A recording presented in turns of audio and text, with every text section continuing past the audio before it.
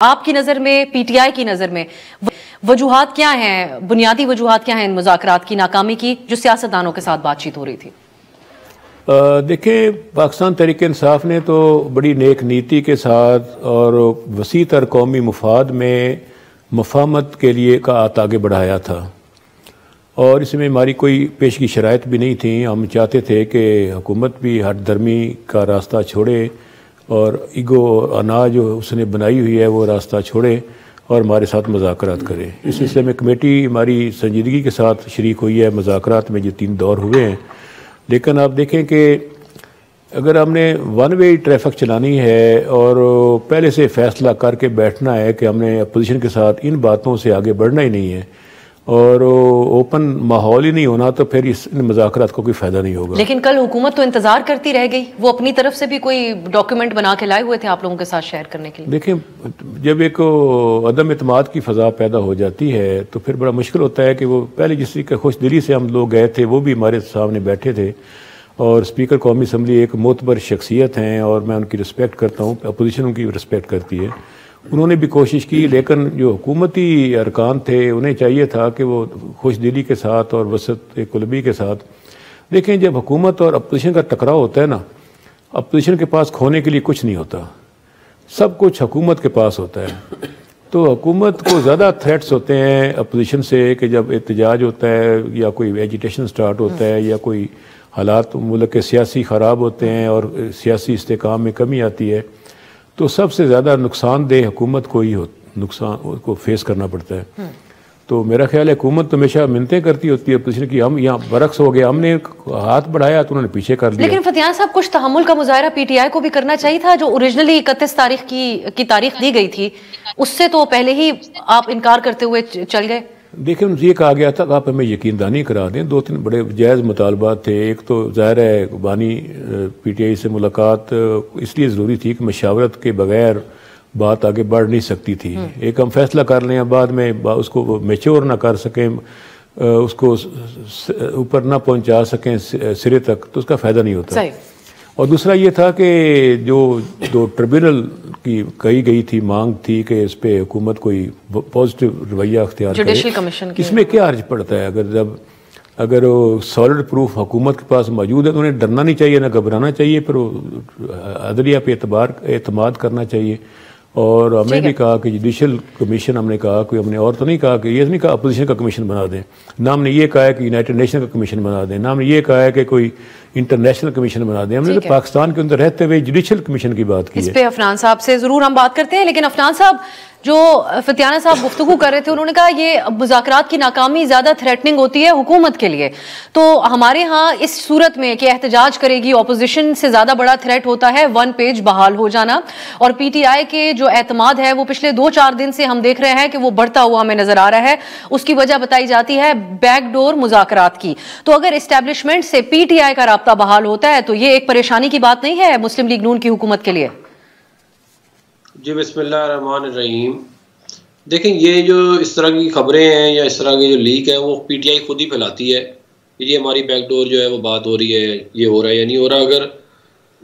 अगर ये इनका और इस्टेब्लिशमेंट के दरमियान कोई मामला हो रहा है तो वो उसको ऑफिशियली क्लेम करें और कहें जी हमारी ये मीटिंग हुई है। ये इस तरह की खबरें फैलाने से जो है ये सिर्फ अपने आप को लेजिटिमेसी देते हैं कि देखें जी हमारी इतनी पावर है कि इस्टेब्लिशमेंट हमसे बात कर रही है। इसके अलावा इसके अंदर मैं नहीं समझता कुछ और है।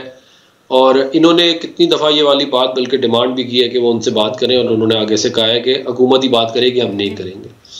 अब जहाँ तक बात रहेगी मुज़ाकरात की, तो देखें बात ये है कि इसका थोड़ा सा माजी में भी मामला देख लें कि ये हमने हमेशा इनके साथ बातचीत करने के लिए हाथ आगे बढ़ाया है, चाहे वो शहबाज शरीफ साहब जब प्राइम मिनिस्टर बने थे 2022 में तब हो, या जब वो अपोजिशन लीडर थे फ्लोर ऑफ द हाउस पे उन्होंने कहा charter of democracy, charter of economy तब हो, या फिर दोबारा जब प्राइम मिनिस्टर बने तब हो, या इससे पहले अगर आप 2014 में चले जाएं तो मियां मोहम्मद नवाज शरीफ साहब खुद चल के बनी गाला इमरान खान साहब के घर गए कि मुल्क के अंदर हालात ठीक होने चाहिए, और उन्होंने आगे से कहा कि मेरी बस बनी गाला की रोड बना दो। तो और उसके बाद जो है वो जो उन्होंने किया वो सारे पाकिस्तान ने देखा।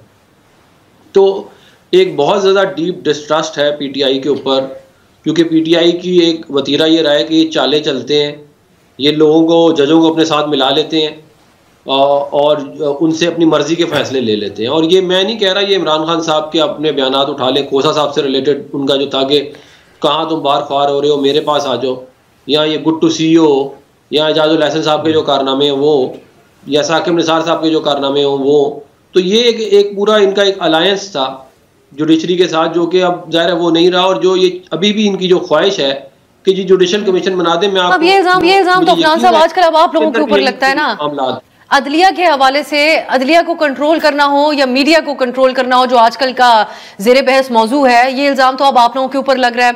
हर दूसरे शख्स का जुमला यही है कि आज हुकूमत वही काम कर रही है जिन चीज़ों के खिलाफ कल खड़ी हुई थी। सो मैं हमदुल्ला साहब को इस गुफ्तगू में शामिल कर लेती हूँ। हमदुल्ला साहब, आप आधी गुफ्तगू अफनान साहब की नहीं सुन सके, लेकिन वो वजूहात बयान कर रहे थे PTI के रवैये के हवाले से। वो कहते हैं कि ये मुज़ाकरात नाकाम रहे हैं। राना सनाउल्लाह साहब पुरएतमाद हैं कि मौजूदा इस्टेब्लिशमेंट किसी सूरत इनसे इस वक्त बात नहीं कर रही है। रऊफ हसन साहब के अल्फाज आपने सुने कि हमारी खुशकिस्मती है कि जिनके पास इख्तियार है उनसे हमारा राब्ता बहाल हुआ है। तो किसका एतमाद आपको दुरुस्त नजर आता है एक न्यूट्रल शख्सियत के तौर पे?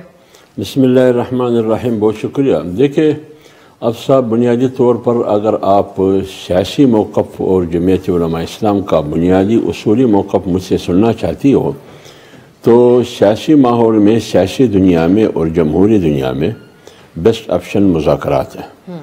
लिहाजा मुज़ाकरात की मुखालफत तो JUI नहीं कर सकती, न मैं कर सकता हूँ। लेकिन जब मुज़ाकरात शुरू हुई, अब मुज़ाकरात किसकी रवैये की वजह से मुज़ाकरात रुक गए, पेशकदमी मुज़ाकरात में क्यों नहीं हुई? PTI की मौक़िफ़ भी आपके सामने, हुकूमती मौक़िफ़ भी आपके सामने। अब सवाल ये है कि राना सनाउल्लाह साहब की बात आपने की, इस्टेब्लिशमेंट इनसे बात करने के लिए बिल्कुल तैयार नहीं है। और PTI की बात आपने की रऊफ हसन साहब की कि वो कह रहे हैं कि हमारे राबिते बहाल हुए हैं। तो इसका मतलब ये हुआ कि एक चीज़ पर तो दोनों का इत्तेफाक है कि असल इख्तियार इस्टेब्लिशमेंट के पास है, इस पर तो इत्तेफाक है। और PTI तो रोज़ अव्वल से कह रही है कि इस हुकूमत के पास कोई इख्तियार नहीं है, अगर इख्तियार है तो वो इदारों के पास है। तो बात उसी से होना चाहिए जिसके पास इख्तियार हो, और जिसके पास इख्तियार नहीं है उस पर भी उन्होंने कोशिश की कि हम बात करें, लेकिन बात आगे नहीं बढ़ी। लेकिन ये बदकिस्मती है कि हम बड़ी पार्टियां दावा करती हैं, जैसे PMLN और पीपल्स पार्टी, कि हम जमहूरियत के चैम्पियन हैं और अलमबरदार हैं, लेकिन यहाँ बजाय इसके कि हम बात करने के लिए तैयार नहीं है, PMLN वाले ये नहीं कहते हैं, बल्कि ये कहते हैं कि एस्टेब्लिशमेंट PTI से बात करने के लिए तैयार नहीं है। मीडिया सवाल पूछता है डराने धमकाने के लिए कि कहीं PTI के राब्ते बहाल हो गए तो फिर क्या बनेगा हुकूमती इत्तेहाद का, तो उसके जवाब में वही कॉन्फिडेंस दिखाते हैं। यही तो सबसे बड़ा खतरा यही है। बड़ा मुश्किल है PTI की जगह लेना। ये हुकूमत के लिए ये बहुत बड़ा खतरा है कि अगर PTI और एस्टेब्लिशमेंट की बात शुरू हो जाती है, उसके राबिते बहाल हो जाती है, यहाँ से हुकूमत को बहुत बड़ा ख़तरा है, यहाँ से वो मुश्किल महसूस करते हैं।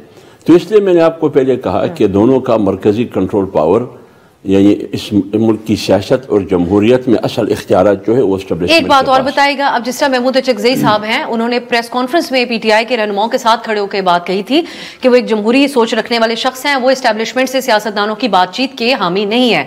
कल मौलाना साहब के सामने क्या ये बात रखी गई PTI के राब्ता बहाली की? उनका क्या ख्याल है इन जनरल? देखिए, मैं कल उस मजलिस में था ही नहीं कि उसमें क्या बात हुई, अलबत्ता मैंने बातें सुनी है। सिर्फ ये बात, 2-3 बातें हुई हैं उस मजलिस में। एक तो ये बात हुई कि PTI और हुकूमत के दरमियान जो मुज़ाकरात हुए थे, उस मुज़ाकरात की जो स्टेप बाय स्टेप जो सूरत हाल थी, उससे मौलाना साहब को उन्होंने आगाह किया और एतमाद में लेने की कोशिश की। इस मौजू पर बात हुई। आगे हम PTI की स्ट्रेटजी और इसकी हिकमत अमली पर जब वो मुज़ाकरात शुरू कर रही थी, PTI वाले शुरू कर रहे थे, तो भी JUI को एतमाद में नहीं लिया है और जमीयत ने भी कोशिश नहीं की है कि आप क्यों मुज़ाकरात कर रहे हैं, क्यों हर पार्टी की अपनी स्ट्रेटजी है।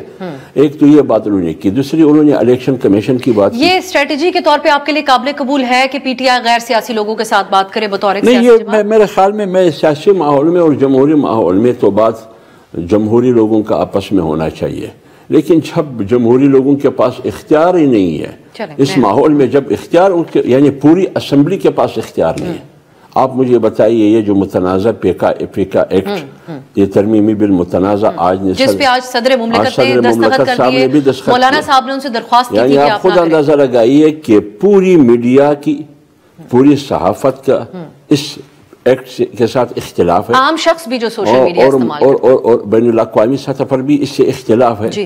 बावजूद इस तमाम इख्तिलाफात के साबित ये हो और पार्लियामेंट के अंदर भी इख्तिलाफ है, तो मुतनाज़ा एक्ट हुआ। तो सदर साहब ने मुतनाज़ा एक्ट पर आंखें बंद करके दस्तखत की क्यों की? इससे पहले आपको याद है मदारिस सेशन के हवाले से ये कहा गया कि उलमा के आपस में तनाज़ा है, इसमें एक तनाज़ा शक्ल सामने आई, इसलिए मैंने दस्तखत नहीं किया। एक वजह उन्होंने यह बताई, एक वजह उन्होंने बैनुल-अक़वामी हालात बताए। तो आज जो बैनुल-अक़वामी मीडिया के इदारे मुखालफत कर रहे हैं इस पीका एक्ट की, तो फिर इसको क्यों सामने नहीं रखा गया? तो इसलिए मैं कहता हूँ कि ये रवैया चले, वो तो हाफिज साहब 26वीं तरमीम की भी बैनुल-अक़वामी इदारों ने, वकला ने, सब ने मुखालफत की, लेकिन आप लोगों ने उनका साथ भी दे दिया था। तो फतियाना साहब, आप एक सीनियर सियासतदान हैं, ये खुशकिस्मती की बात है कि सियासतदानों के टेबल से उठ के अब हम बैकडोर मुज़ाकरात करेंगे गैर सियासी लोगों के साथ, और इस बात को खुशकिस्मती करार देना, या ये बदकिस्मती है एक सपोजिटली जमहूरी मुल्क के अंदर सियासतदानों को एक तरफ रखते हुए इस्टेब्लिशमेंट से बातचीत करने को खुश होना? इस पे देखिए, हम सियासतदान हैं और तमाम सियासी जमातों से मुज़ाकरात का रास्ता हमने खोला है, और इसी वजह से खोला है कि हम तमाम सियासी जमातों के साथ बात करना चाहते थे और हैं। लेकिन सियासी जमातों जो आज हुकूमत में बैठी हुई हैं, उन्होंने अपना दरवाज़ा खुद बंद कर दिया, और उससे ये महसूस हुआ कि हुकूमत में बैठे हुए लोग संजीदगी का मुजाहरा नहीं कर रहे, या उनके अख्तियार में कुछ नहीं है, या वो करना नहीं चाहते। तो ये तो अल्लाह ताला जानता है दिलों की राज के नीयत और बदनीति क्या है। तो इसमें अब यह है कि हम चाहते हैं कि हमारे बानी जनाब जेल से बाहर आएँ, हमारे बहुत से लोग जेलों में बंद हैं वो सारे रहा हो जाएं, जो नाजायज़ झूठे मुकदमे हैं वो ख़त्म किए जाएं, और पाकिस्तान में एक पुरअमन फ़ज़ा सामने आए, और सबकी जान व माल का तहफ़्फ़ुज़ हो, इज़्ज़त नफ्स की भी मजरू ना हो, और मुल्क में जो अटकेलियाँ खा रही है जमहूरियत, ये दोबारा अपनी पटरी पे चढ़ जाए, इंसानी हकूक़ का अहाता किया जा सके, रूल ऑफ लॉ हो, आइन की बालादस्ती हो, पार्लियामेंट जो है वो अपना इज़्ज़त खुद बनवाए। काम से इज़्ज़त बनती है, लिखने से तो नहीं बनती, और उसमें ये सारी बातें अपनी जगह पे मौजूद हैं। तो सबसे बुनियादी बात है, हर चीज़ से बढ़ कर कि पाकिस्तान के वजूद के लिए इस ज़रूरी है कि यहाँ पे सियासी इस्तेकाम हो और फिर मुआशी इस्तेकाम हो, और जो नफ़रत की एक लड़ाई चल रही है वो ख़त्म हो। इसलिए हमने किसी किस्म के मनफी रवैयों को एक तरफ रखते हुए मुस्बत सोच के साथ आगे हाथ बढ़ाया है, और हम पाकिस्तान के साहब यहाँ पे ये शिकवा, मैं आपसे कता कलामी कर रही हूँ, लेकिन ये शिकवा फिर किया गया कि हुकूमत के साथ आप मुज़ाकरात की मेज़ पे तो बैठे, लेकिन हर दिन यही कहते रहे कि इनके पास इख्तियार नहीं।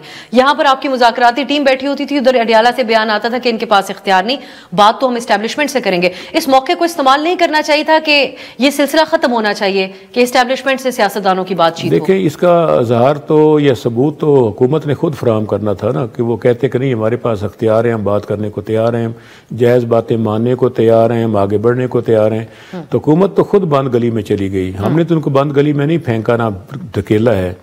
तो मेरा ख्याल है कि अभी भी वक्त है, हुकूमत को चाहिए कि होश के नाखन ले और अपोजिशन के साथ नेक नीति के साथ मुज़ाकरात करे, ताकि पाकिस्तान की अवाम को जो पिछले 3 साल से शदीद ज़हनी कुर्ब और इज़्तिराब का शिकार उसको निकाला जा सके। और देख रहे हैं आप, मुल्क से सरमायाकार मुल्क से चले गए, तालिब इल्म चले गए, टेक्नोक्रेट चले गए, और ये सारी जो बेचैनी और मायूसी है, इसका एक ही रास्ता है कि सियासी इस्तेकाम, फिर मुआशी इस्तेकाम, और पाकिस्तान की सालमियत में तहफ़्फ़ुज़। और आगे हम किसी भी फ़र्द या इदारे के ख़िलाफ़ नहीं हैं, सभी इदारे भी हमारे हैं, अदालतें भी हमारी हैं, पाकिस्तान की अवाम भी हमारी है। तो हम चाहते हैं, क्योंकि पाकिस्तान में हमारी पार्टी सबसे मकबूल सियासी जमात है, जिसको नौजवानों की तादाद की अक्सरियत हासिल है, तो एक मकबूल जमात और मकबूल शख्सियत को नज़रअंदाज कोई भी नहीं कर सकता, ना करना चाहिए।